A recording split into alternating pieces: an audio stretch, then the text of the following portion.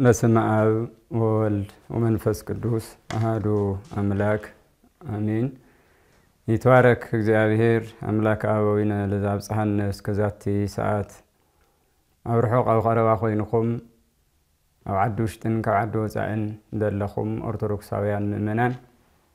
በሰላም እግዚአብሔር ሰላም ይብለኩም ከመይ ኣለኹም እንኳዕ ን2018 ዓመተ ምህረት ብርሃነ መስቀል በሰላም ብጥዕና ብጽሕና በዓሉ ናይ ሰላም ናይ በረከት ናይ ፍቅሪ ናይ ሓድነት ክገብረልና አምላክና እግዚአብሔር ቅዱስ ፈቃዱ ይኹነልና ናይ በዓሉ በረከት ንኹላትና ይካፈለና ከም እግዚአብሔር ሰናይ ፈቃድ ኣብትለለና ጊዜ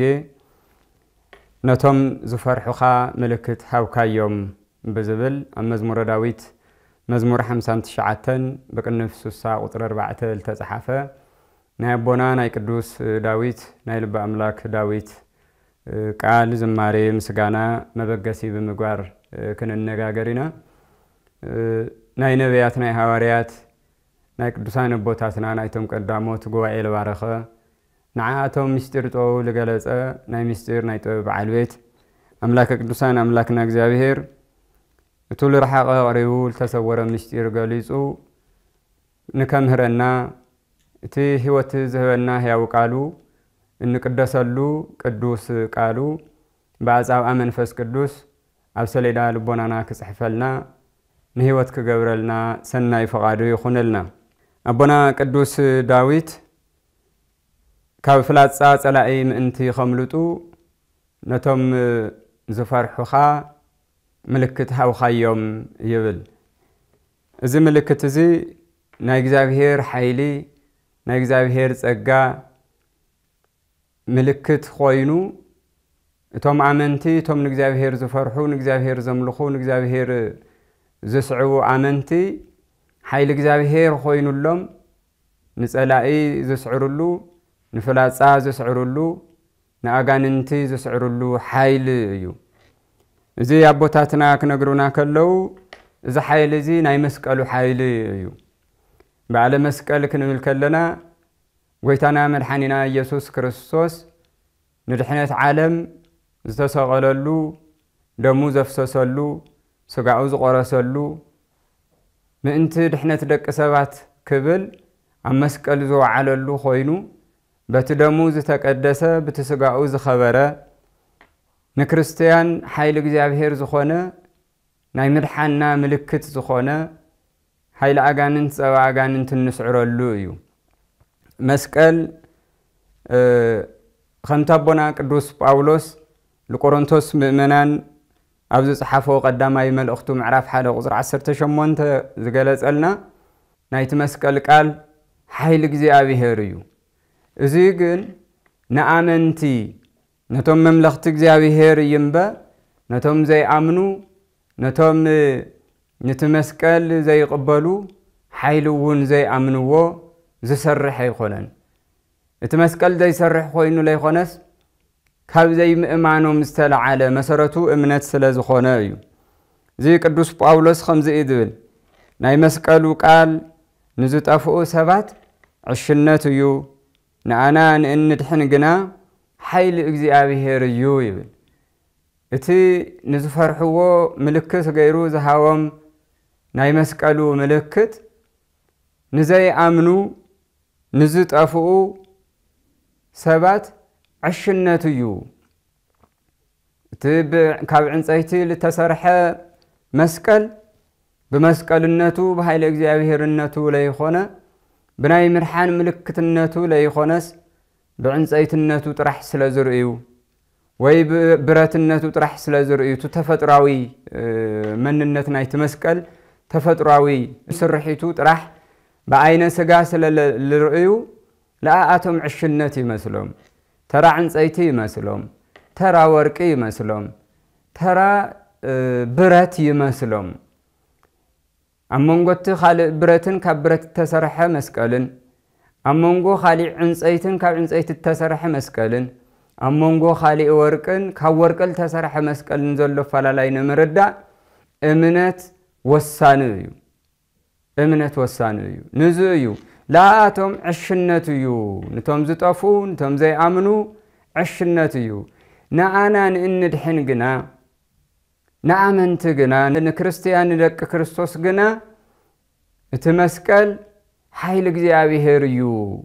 ሓይሊ እግዚአብሔር እዩ ይብለና አቦና ቅዱስ ጳውሎስ ነዚ እዩ ቅዱስ ዳዊት ካብ ሓይሊ ፍላጻ ንክድሕኑ ንከምልጡሲ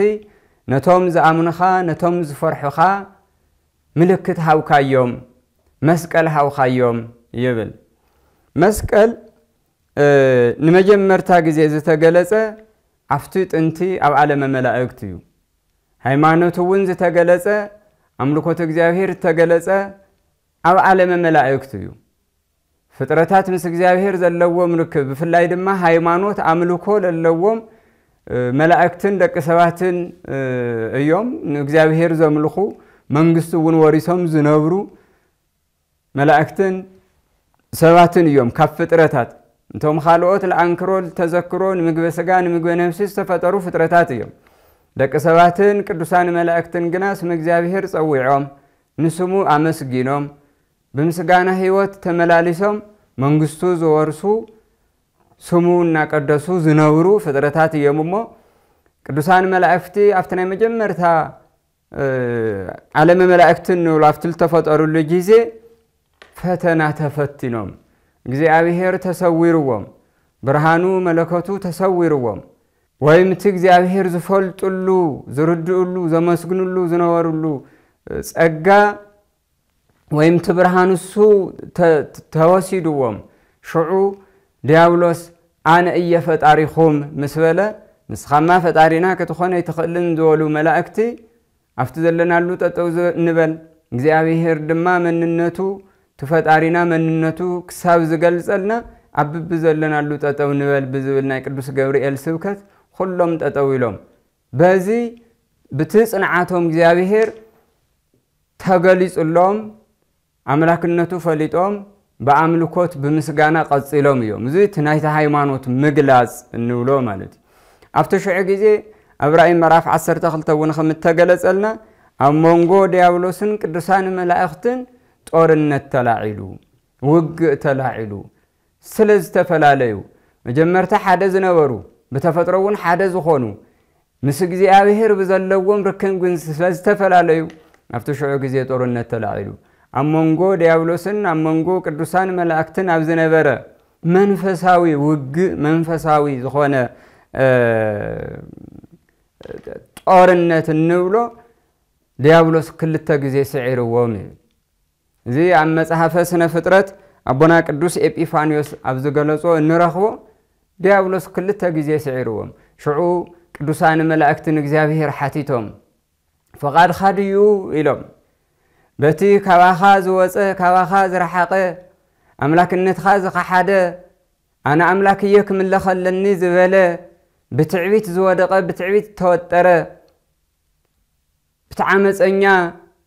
ዲያብሎስ ብትሰይጣን ንክንሰዓረስ ፈቃድኻ ድዩ ኢሎም ቅዱሳን መላእክቲ ንእግዚአብሔር ሓቲቶሞ ንእግዚአብሔር ናብ እግዚአብሔር ጸልዮም ንእግዚአብሔር ሓቲቶም ኣብዚ ሰዓት እዚ እግዚአብሔር ብትደካማ ሓይሊ ዘይብሉ ውዱቕ ካባይ ዝረሓቐ ዝተፈለየ ብትዕቢት ዝወደቐ ብዲያብሎስ ክትሰዓሩስ ፈቃደየ ይኾነ ንምንታይ ደኣ ስዒሩና ንምንታይ ደኣ ክልተ ጊዜ ስዒሩና ክትብሉ እንድሕር ኢልኹም ግና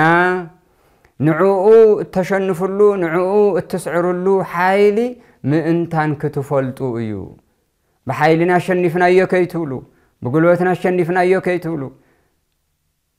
نسخاتهم ون بتعويت كيتورقوا ما انتان نعو تشنفلو تسعرلو حيلي مجدي مخنيات نكتفلتو يلو ناي برهان مسكال ملكت عرأيهم يبل أبئدم وناي مسكال ملكتات حزوم يبل إذا حيل مسكال زي حزوم ناي مسكال ملكت حزوم دحريقو ملائكتي ندياولوس مسراويتو سعارو أشنفو بمنتاي نحد عيلنا بهايل እግዚአብሔር النتو حيال النتو نكفولتو እግዚአብሔር ኃይሉ ዝገልጸሉ መስቀል ንክፈልጡ በእግዚአብሔር ኃይሊ አጋንንትን ዲያብሎስ መስዓር ከምልخሉ ንክፈልጡ بقولتنا ببعلنا بحيلنا يلمون كيعبيو እግዚአብሔር بطبب እቲ ናይ ልስዕሩሉ ለዲያብሎስ ልስዕሩሉ ምልክት ሃዎም ብዙይውን ንዲያብሎስ ሰዓርዎ ፈቃድ አምላክ ኃይለ አምላክ ናይ እግዚአብሔር ረድኤቱውን መላእክት ተረድኦም ብዙ ንዲያብሎስ ሰዒሮም ንእግዚአብሔር መስገኑ ይብል ተቦና ቅዱስ ዳዊትውን ነገርና ቅዱስ ጳውሎስውን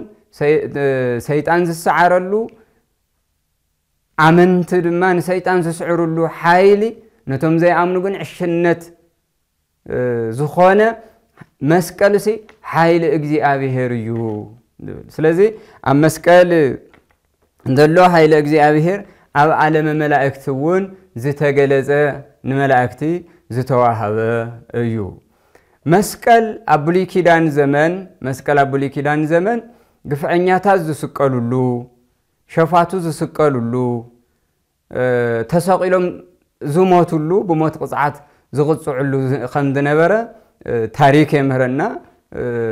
ቅድስት ቤተ ክርስቲያንና ወን ተነግረና አብ ሐዲስ ኪዳን ጎይታና መድኃኒና ኢየሱስ ክርስቶስ ምእንቲ ድሕነት ደቂ ሰባት ክብል አፍቲ ግፍዕኛታት በደለኛታት ዝስቀሉሉ ዝነበሩ መስቀል ለአና ክብል ተሰቂሉ ምስ ሸፋቱ አማ አኸል ሸፋቱ ተሰቂሉ እቲ ንጹሕ ባህሪ ኢየሱስ ክርስቶስ እቲ ንጹሕ ባህሪ እግዚአብሔር ናትና በደል ወሲዱ ንጽህና ከዕድለና ናትና ሞት ወሲዱ ሕይወት ክህበና አብ መስቀል ተሰቂሉ ምስ ሸፋቱ ምስ በደለኛታት ተቆጺሩ አውኡ በመስቀሉ አብ መስቀል በመስቀሉ ድማ እቲ ሸፋቱ ይስቀሉሉ በደለኛታት ይስቀሉሉ ለነበሩ መስቀል بدم قدسوا نعلم دحنت مخنيات غيروا حيلي عدلوا نزيو ابناي كل جزء ابناي زوتر صلوتنا مسقال حيلنا نبل مسقال حيلنا ايو مسقال صنعنا مسقال بيزانا مسقال مدحانيت نفسنا نبل ناي نفسنا مدحانيتو ክርስቶስ አብ መስቀል ተሰቂሉ ይለድሕነና ስለዚህ ናይ ነፍስና መድኃኒት እዩ ናይ ነፍስና መድኃኒት ለተፈጸመሉ እዩ ናይ ነፍስና መድኃኒት ስጋ አምላክ ተቆረሰሉ እዩ ናይ ነፍስና መድኃኒት ደም አምላክ ለፈሰሰሉ እዩ በስጋ አምላክ ለኸበረ በደም አምላክ ለተቀደሰ እዩ ንብል መድኃኒት ነፍስና ንብል ጽንዕና እዩ ኃይልና እዩ ብርትዕና እዩ ንብል ነዚ እዩ ነቶም ዝፈርሑኻ ነቶም ዘምልኹኻ ነቶም ዘአምኑኻ ናይ ድሕነት ምልክት ሃውኻዮም መስቀል ሃውኻዮም ማለት ድንሕኑሉ ምልክት ሃውኻዮም ኃይለ እግዚአብሔር ሃውኻዮም አይሁድ ክሒደሞ ንሕና ግን አሚንና ንብል ንዙ እዩ ነቶም ዘምልኹኻ ነቶም ዝፈርሑኻ ነቶም ዘአምኑኻ ናይ ምድሓን ምልክት ሃውኻዮም አይሁድ ንመስቀል ክሒደሞ አይሁድ ንክርስቶስ ክሒደሞ ንሕና ግን አሚንና ንነአምን ለአና ድማ መስቀል መድኃኒትና ኾይኑ ናይ ድሕነት ምልክት ገይርኻ ሄውኻና ድሒና ድማ ንብል ብትመስቀል ማለት አይሁድ ክሒዶም ንሕና ለአምንና ግና ድሒና ነቶም ዝከሓዱ ዕሽነት ስለዝኾነ ማለት እዩ እሱ ስለዝኾነ መስቀል ኃይልና እዩ መስቀል ቤዛና እዩ ቤዛና ዝኾነ ክርስቶስ ልተሰቀለሉ እዩ ናይ ክርስቶስ ቤዛነት ልተፈጸመሉ እዩ ማለት እዩ እንት ናይ ድሕነት መገዲ ልተፈጸመሉ እዩ ናበልና እነመስግነሉ ማለት እዩ እዚ ድሕነት እዚ ልተፈጸመ ኣብ መዝሙረ ዳዊት መዝሙር 73 ብቅንፍ 74 ቁጥር 12 አቦና ቅዱስ ዳዊት ከምዚ ክብል ይገልጸልና እግዚአብሔር ቅድመ ዓለም ዝነበረ ንጉስ እዩ ኣብ ማእኸል ምድሪ ድማ መድኃኒት ገበረ ይብል እግዚአብሔር بحادنته بسلسنته زملخ بحادنته بسلسنته زمسجن قدم عالم زنبره أما أخل عالم زلو عالم حليفون زل عالم زنبر جيزي زي قصرلو كل زخيل عاملك اتزل عالم أو نجوس እግዚአብሔር أما أخل مدري ما يكلم مدر تواهل أو تسوع بوتا مدحانيت جبرة اتمدحانيت السو باعلو كريستوسيو اتمدحانيت السو التفت مدما عفتن دحنت مخنيات زخانة مدحانيت كريستوس بدموز قدسو أمسكال تسقيلو سلا زخانة زدحننا مالتي سلازتي ملكت خوينو زتوهبنا ناي دحنت ملكت ناي حيل ملكت مسكاليو ازي ايهود زي امنوو نكريستوسون سلا زي امنوو سلا زي تقبلوو كاب زي مؤمنهم استلع على سلا زخونون سسقلوو كاب زي مفلاطهم استلع على سلا زخون سسقلوو خمتي ابونا قدوس باولوس زنغرنا مدحانيتهم مخوانو امراكم مخوانو نعاتهم كدحن زمص مخوانو مفلطو نيرو مسي اي مسقلوو نيرو ስለዚህ ቃውሙ ስለነበሩ ለተመድኃኒት ክርስቶስ ለሰቀሉ አይሁድ ካብ ዓመጽ ካብ ክፉእ ነገር ዘይዓርፉ አይሁድ ንክርስቶስ ከም ሰቀሉ ሁሉ ንመስቀሉ ድማ በዓመጽ ቀበርዎ ይብል ታሪክ ቤተ ክርስቲያን ክነንብብ ከለና ኣብዝላ ሙዕለት ነኽብሮ እቲ ጎይታና መድኃኒና ኢየሱስ ክርስቶስ ዓለም ንከድሕን ተሰቀለሉ መስቀል كابز تقورلو بوتا دحر 300 عامت زو نكوت قفاروز تجمرلو جيزي بحاصيرو كنرئ كلنا نخفات زي عرفو ايهود نكريستوس تقاويمم نكريستوس اساديدم نكريستوس غريفم سقيلم نفسو كاب سقوء تفليا نام مقابر مسورة دون كم مقابر نكي اللعال حلو تغيرهم اتي حقي كريستوس انا حقن هيوتن يزبل يسوس كريستوس تأمر نكي يقبر سمو نكي يصوع نؤو زسعب سب نكي هلو نمقبار زي قبر وزعري اين غرن يخون انبر حق مقبار حق مطفاء سلازي يكال ولا قاب سقات تموت بملكوت هياوي يمو بسالساي معلته تلاعيلو باروعة معلته حريقو أما ببل كابتن سايقو أما ببل حامسة كاب إرقاتو أما ببل عسرته معلته سأقا منفس كردوسن هواريات هيو سلتحقي كريستوس سلتحقي هيو سلتحقي نياتن سايق نكمسكرو نعالم دحنت زخونة موتو نعالم دحنت زخونة سكلاتو نعالم هيوز زخونة تنساي ونكسوخو نمل عالم كل أخم كله حزونا أيهود تقاومو قد صلى أبل على هواريات أبل علتي تأمراس تقلص اللو ناي كريستوس مسكل بعمز تلعيلهم نهواريات الساديدهم نهواريات آسيرهم نهاريات انقلاتعهم زون كي آخلهم لناي ويتانا مرحانينا يسوس كريستوس مسكال قد قواد خوعيتهم قبروا مقبار ترحي خونن نقد صالي زمس ولدو نكيرخو بعلومن دقومن كواويومن عفتناتاتهم عامس حقي ام مقبار تاريخ ام مقبار حقي نجي يجلس حيل እግዚአብሔር نكي يجلس مسقال بتأمرات نسبات ناو እግዚአብሔር نكقرو نكي يجبر مسقال ام مقبار بزحات سبات تحابر تكخونو افتح مقصرحهم تحابر تكخونو جبرو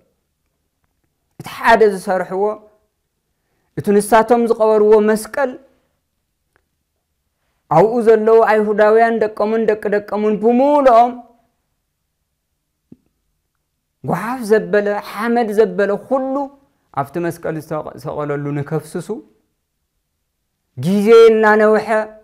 تولدين لا تغيره ان تتكئ او زخدلو نايت مسقل تاريخ طفيو اتكبابي كي تفلت تصورون كترف زجبر سراح ناي حمق سراح صاروحو مالت لب بلو إذي نلعل 300 عامتات قصلوا له زوت راح كيخونه نايتهم خلتها شفاتو بيمانن صقامن ክርስቶስ ተሰቂሎም ዝነበሩ ፈያታይ ዘየማን ፈያታይ ዘጸጋም መስቀሉን ኸምኡ ሰባት ሓደ ጥራሕ እንድሕር ደኣ ኮይኑ ምናልባት ብታሪክ ሰሚዖም ታሪክ አጋጣሚ ተሰሚዑ ንከይፍለጥ ምፍላይ ንከአወምውን ናይቶም ክልተውን ቀበርዎ 300 ዓመት ተቆፂሩ كارن إمباك الساوزخون بصيحو እግዚአብሔር ግን ኣብ ግዚኡ ጊዜ ስለዝሰርሕ አፍቲ ዘመን ንሱ ኢለኒ እትበሃል ንግስቲ ቅድስት ንግስቲ አልዒሉ አፍቲ ዘመን ንሱ ቅዱስ መስቀል ንኮጽ ፍቃድ አምላክ ኮይኑ ልብ በሉ ምእመናን ፍቃድ እግዚአብሔር እንድሕር ደኣ ኮይኑ ነገስታት حيالات ولا يعمصوا نتحقق قبره يخولن هزوتات كلهم ولا يعمصوا عالم دليته حيلي دليته قلبت دليته حبرت يهلو أبي العلق እግዚአብሔር سلطان كهلو يخولن نفقاد እግዚአብሔር كملس يخولن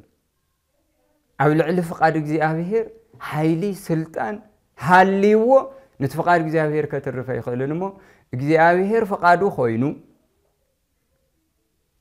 ቅድስቲ ንግስቲ እለኒውን ካብ ቁስጥንጥንያ ናብ ኢየሩሳሌም ኸይዳ ጎይታ መስቀሉ ኣብለለዎ ንክገልጸላ فقادو ክኾን ጸልያ እግዚአብሔርውን فقادو ኮይኑ ምልክት አርእዋ ከምቲ ቦታትና በታሪኽ ለነግሩና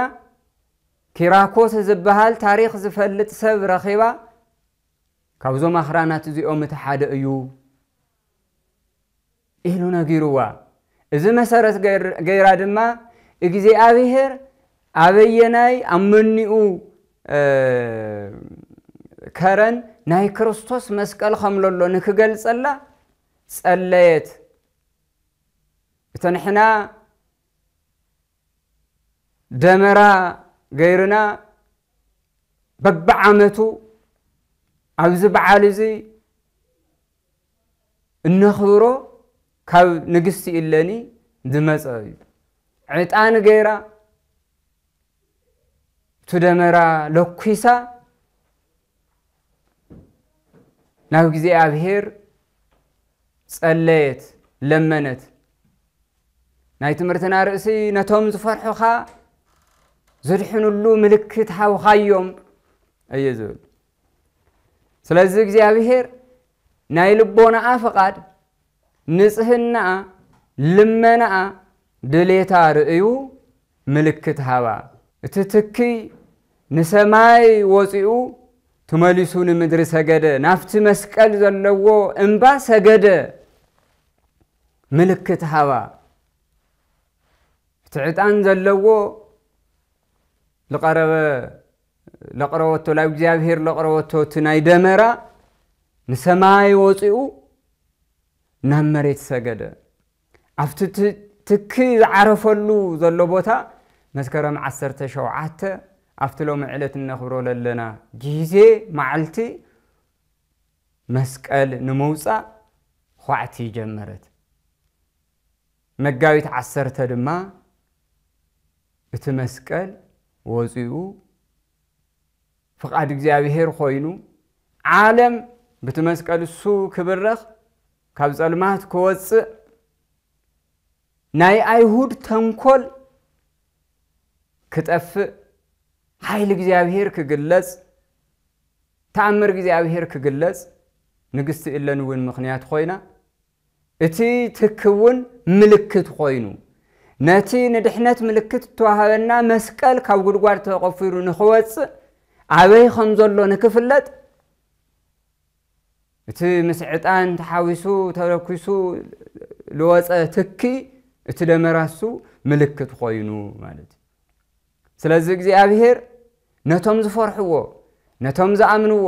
ነቶም ዘምልኽዎ ነቶም ብፍጹም ንጽህና ቅድስና መገዲ ኮይኖም አሰረብ ቅዱሳን አቦታቶም ተኸትሎም ዝልምንዎ ናይ ድሕነት ምልክት ይህቦም ናይ ድሕነት ምልክት ይህቦም መስቀል ተዋሂብና እነና ቅድስት ድንግል ማርያም ተዋሂባትና ብዙሓት ምስጢራት ተዋሂቦምና ንድሕነትና ዝኾኑ መንገድና ዝኾኑ ናብ እግዚአብሔር ዘቀርቡና ብዙሓት መንፈሳዊ ጸጋታት ሃብትታት ተዋሂቦምና እዮም እዚኦም ተረዲና አስተውዒልና እግዚአብሔር ዘሃበና ጸጋ እግዚአብሔር ዘሃበና ምልክት እግዚአብሔር ዘሃበና በረከት ተረዲና ካብ ብርሃነ መስቀሉ በረከት ረድኤት ተሳተፍቲ ንክንኾን አምላክና እግዚአብሔር ቅዱስ ፈቃዱ ይኹነልና ናይ ብርሃነ መስቀሉ በረከት ንኹላትና ይብጽሐና ናይ ሰላም ናይ ፍቅሪ ናይ ሓድነት ናይ ምሕረት ናይ ይቅርታ ዓመት ክገብረልና አምላክና እግዚአብሔር ሰናይ ፈቃዱ ይኹነልና ስብሐት እግዚአብሔር ወለወላዲቱ ድንግል ወለመስቀሉ ክቡር አሜን